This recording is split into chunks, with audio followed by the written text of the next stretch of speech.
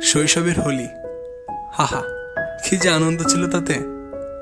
রঙের বোতলের মুখ ছিদ্র করে নেওয়া, সেই ছোট্ট পিচকিরি আর অবিরাম চিৎকার, আরে দাঁড়া, তোকে তো আজ ভূত বানাবো। একবার রং মেখে গেলে আর চিন্তাই নেই, সারাদিন চলতো রং মাখামাখি। মা বকতো, বলতো এইভাবে খেললে ঠান্ডা লেগে যাবে। আর বাবার ছিল একটাই শর্ত, নিজের চেয়ে বড়দের পা ছুঁয়ে প্রণাম করবি। কিন্তু আমরা যে তখন ভীষণ ব্যস্ত, কিভাবে সবাইকে রঙে ভেজাবো।